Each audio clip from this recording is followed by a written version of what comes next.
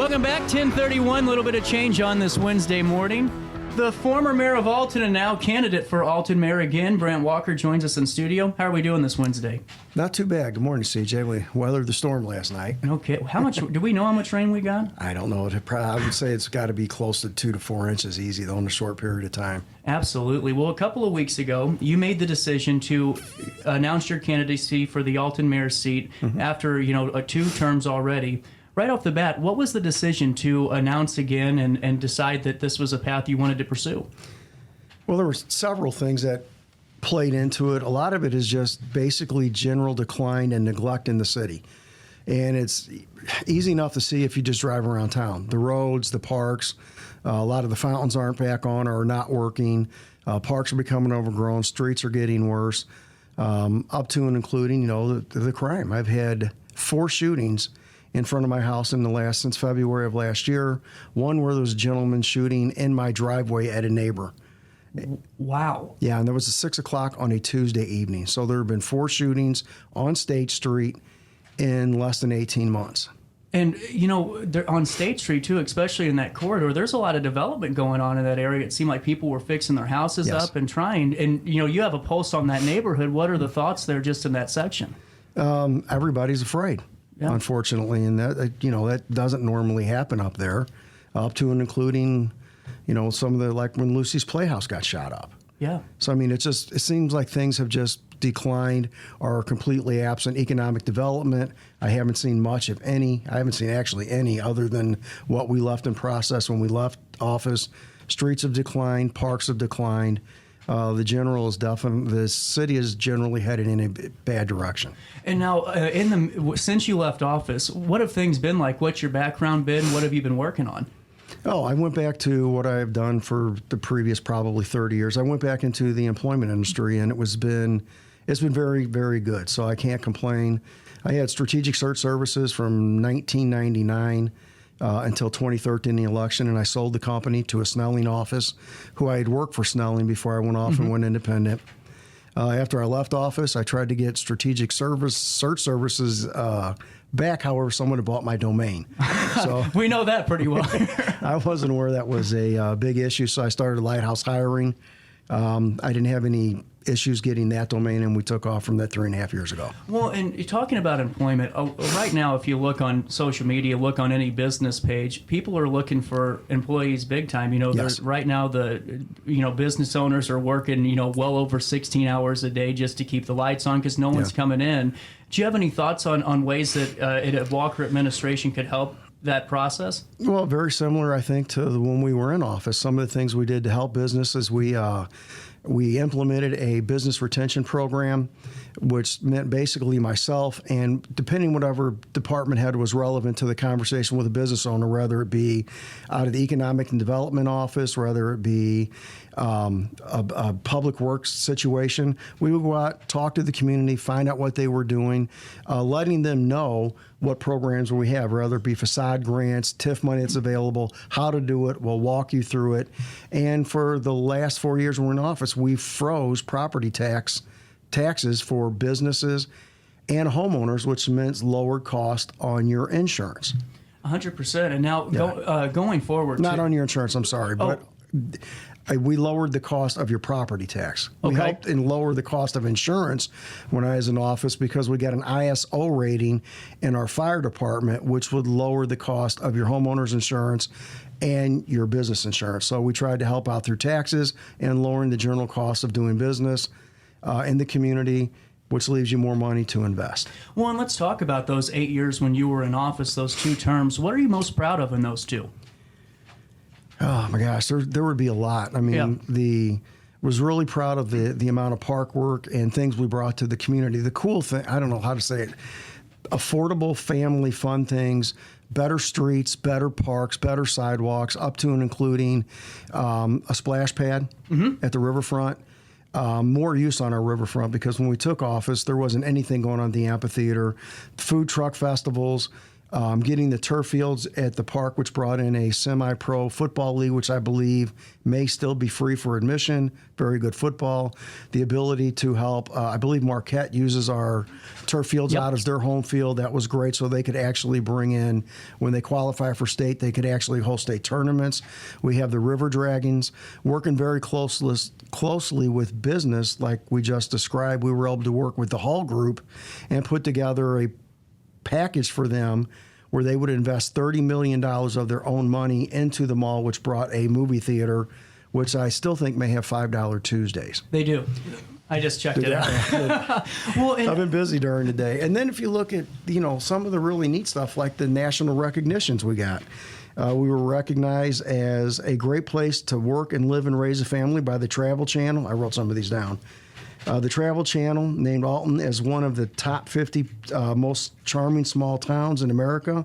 Forbes magazine named Alton the best place to retire to in Illinois. AARP named Alton as one of the top 10 places to live for seniors in Illinois and the nation. The city of Alton also won season 3 of Deluxe's Small Business Revolution, which was, I want to say, one of the highlights. I want to touch on that because, anyone, regardless of how you feel politically, that was a special time to be in Alton during the Small Business Revolution. The morale was there. It was really strong. And that was right before the COVID pandemic, correct? Take me through just where the city was at before COVID came into play. Honestly, what a spotlight. How often does any community get a spotlight for anything positive? Yeah.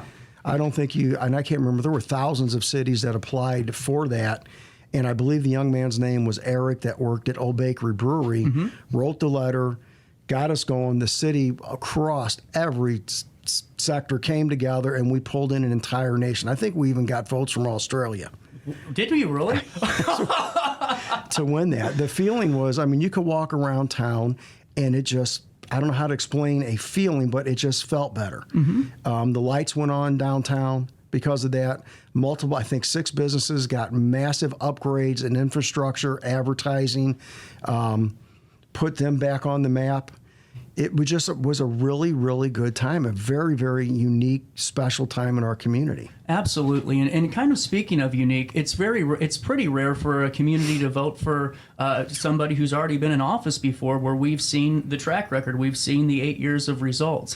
Whenever you're talking with constituents so far, have they mentioned those 8 years? Have there been any conversations about the good, the bad, the ugly, and now move forward? Because you are in a spot that others wouldn't be in because you've already been in that position. Yeah, absolutely. I believe there's a leadership and a vision that we had, that as a community we had with our administration, that was pushing the city forward in both the parks, the millions of dollars in grant money, MFT money that we were able to gain. I think it was $4 or $6 million in the streets and grants and about $10 million in our parks.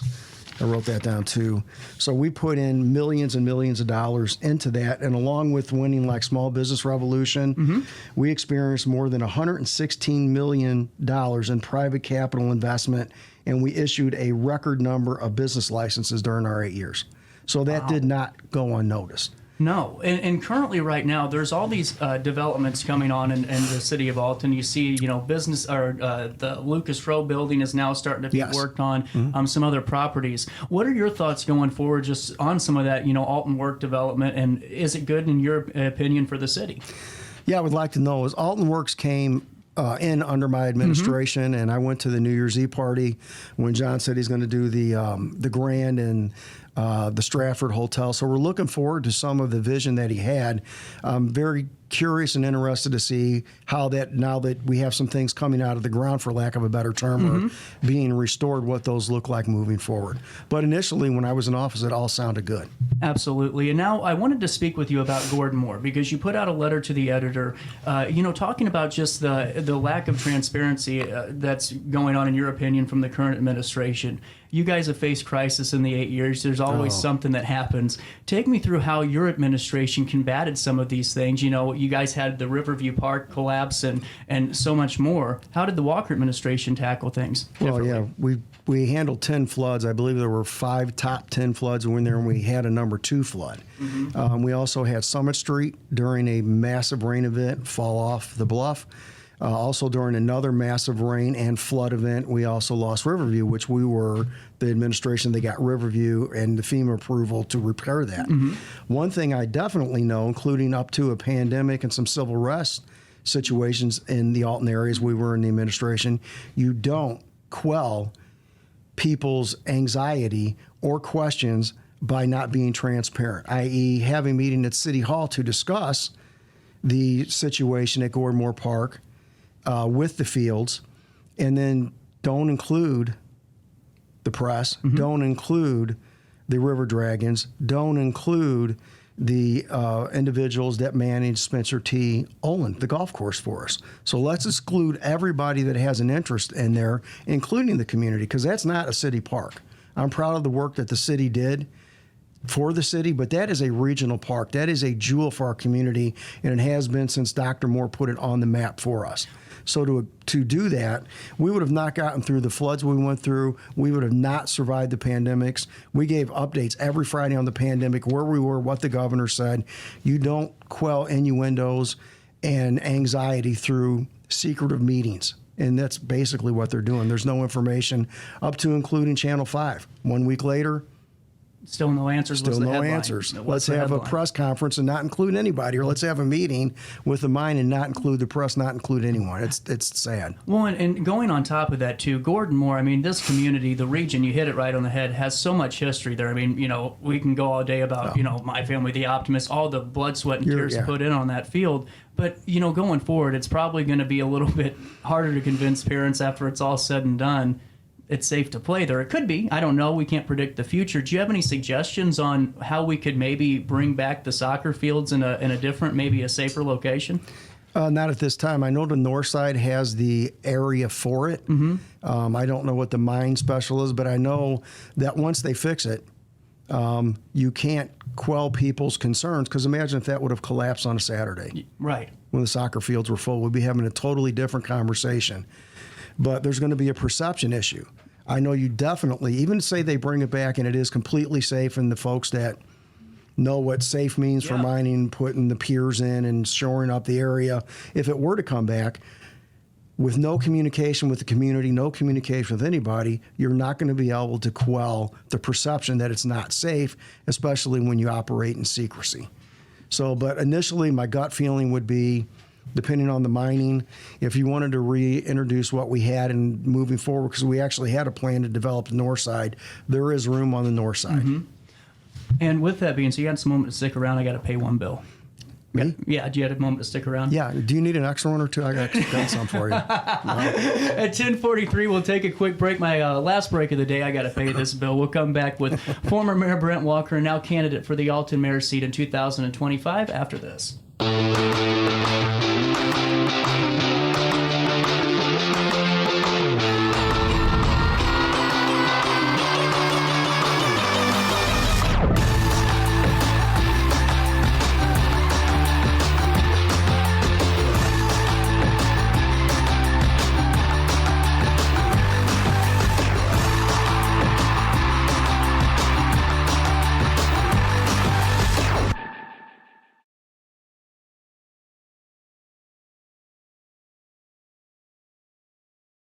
Since 1993, Sparks Junk Removal is always adapting to the needs of our clients. That is why we now offer weekly trash pickup for selected areas. Plus, we offer driveway-safe rubber-tired dumpster rental. Give us a call today at 618-781-1407 or visit us at sparksjunkremoval.net. Macias Insurance Agency, providing quality products with extremely competitive prices. As an independent provider, we source multiple companies to offer the best rates possible, covering auto, home, business, and life insurance. Our goal is to provide quality service that meets and exceeds customer expectations. You can rest easy knowing the Macias team is working round the clock to ensure that both you and the most important parts of your life are covered. Our qualified professionals make the insurance process easy so you can live carefree and focus on what matters most. Visit MaciasInsuranceAgency.com today to find out what our team can do for you. Not sure if you've noticed, but those advertised prices from the other dealers are just a bunch of blah, blah, blah. At Roberts Motors, the advertised price is the price you pay. And that, my friend, is great news for you. Don't fall for their so-called incentives that will leave you banging your head against the wall. Go with Roberts Motors. prices you can trust, and people you will like. That's the Roberts Motors way. And trust me, it's the way to go. Has free checking become a thing of the past? Not if Liberty has anything to say about it. With 3 free personal checking options and even a free business checking account, free is alive and well at Liberty Bank, the local bank that gives you free checking choices and more cashing in your pocket. Bank locally, bank Liberty. For more information, visit www.bankliberty.com.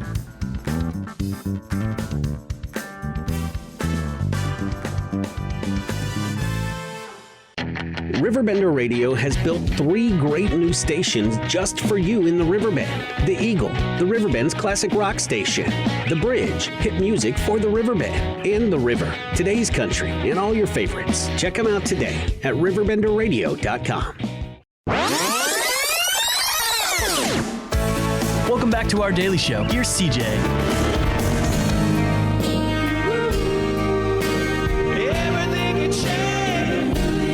10:47, that's the time on this Wednesday morning. We're continuing our conversation with former Mayor Brant Walker and now candidate for Alton Mayor in 2025.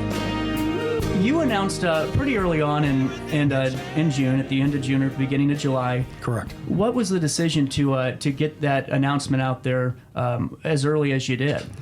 Well, I think it was important. Timing can be everything.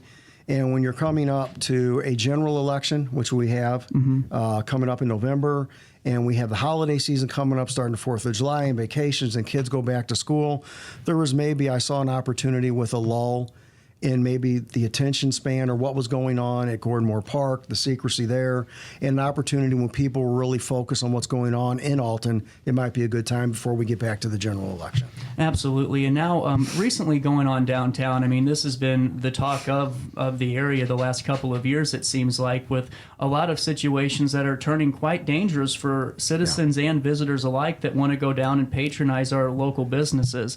From your perspective, what have you heard about maybe any action being done? What would you suggest on how to combat this really bad problem? Well, any action that will be going on, let's be honest, there's not going to be any action taken by this current administration. It will be status quo. They seem very comfortable with what's going on. I don't see any radical changes coming through council and or this mayor. One of my good friends was just assaulted downtown less than 3 weeks ago, and I believe maybe not last Saturday, but Saturday before, there was another gun discharge down there. There definitely needs to be a stronger police presence and maybe correct some of the things, identify what the problem is and address the problem. Well, I'm so sorry. Oh, it's all good, but busy guy. But I mean, Andrew, didn't you have the roof go off yesterday? Yeah, last night in the storm I had some roof issues. But you're right. But going back to this, it just seems like people are pointing fingers at the wrong institutions, in my opinion, where, you're maybe putting the blame on the bigger bars in downtown because they're the bigger bars. But, how do you really solve that problem? Is it just getting down to the square root of what's causing it? It is. And we address that let's take that same problem, but let's take it in a rental situation. Okay. And I'm a landlord. So we identified over the time we were in office that we had a significant issue with landlords and tenants in the community. Not all landlords. Most landlords in the town do a great job, but there's a percentage of them that cause a lot of problems, and it also causes decline in our the people that own homes by bad properties decreases their property values. Mm-hmm. We also noticed that 70% of all crimes seem to be coming right out of the rental areas or the rental homes. So what we did was we didn't alter the business, we tried to alter the behavior. So you went after the bad actors. If you're a good landlord, you have no problems. We're actually here to help you in a lot of situations from other bad characters that may be in and around your properties. You don't attack the business, you attack the root of the problem and you address the behavior that's going on. That's why before they unfunded, I had police officers in building and zoning to address those crime issues, which were significant in our rental properties. So we didn't address the business, don't address the good businesses downtown. Figure out what the problem is. I don't know if it's loitering. I don't know if it's minors drinking. I don't know if it's people drinking in parking lots. Whatever that problem has been identified over the last several years, identify that problem, deal with the problem.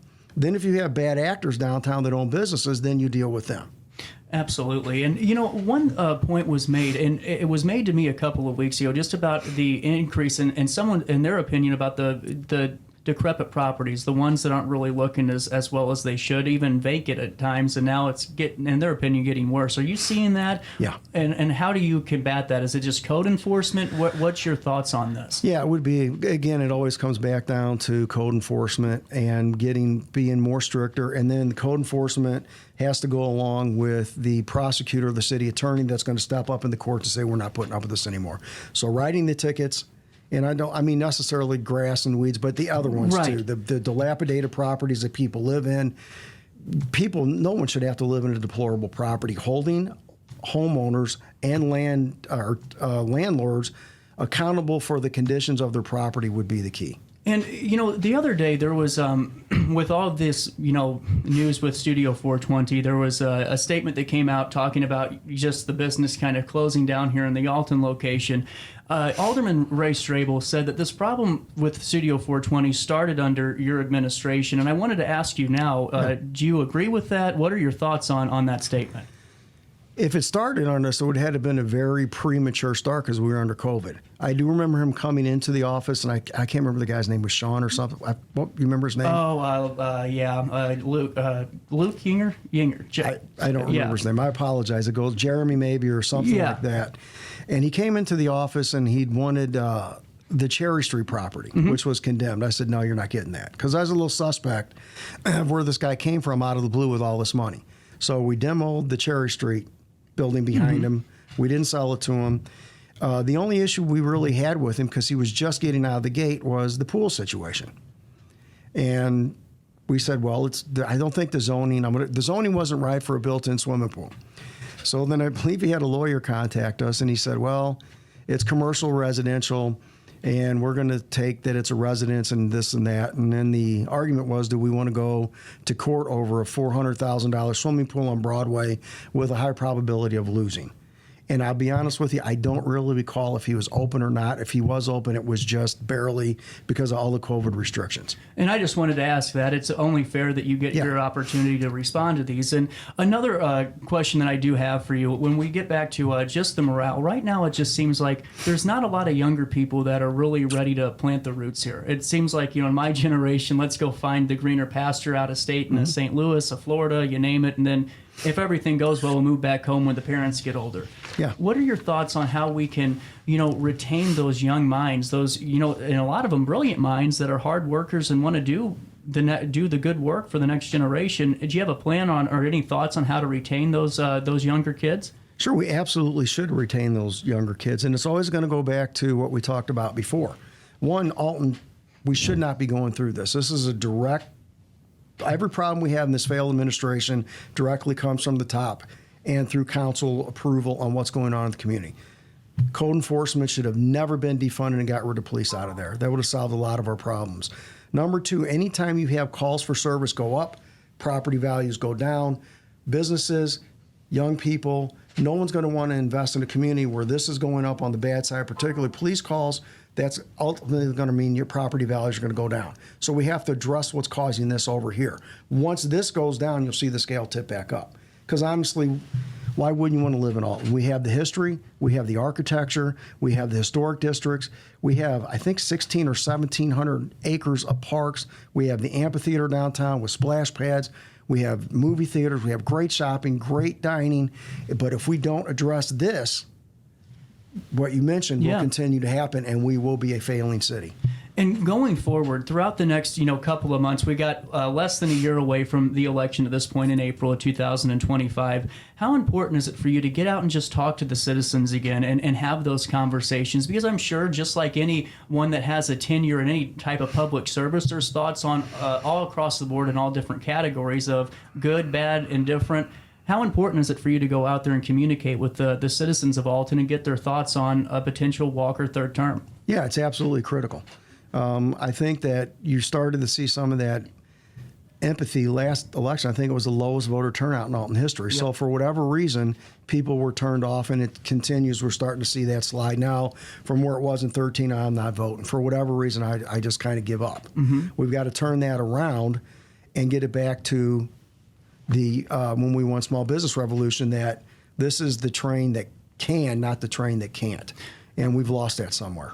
And going forward, too, and this is something that I've said here on this show a couple of months ago, was when I looked at some of the crime rankings for the city of Alton and just the Riverbend.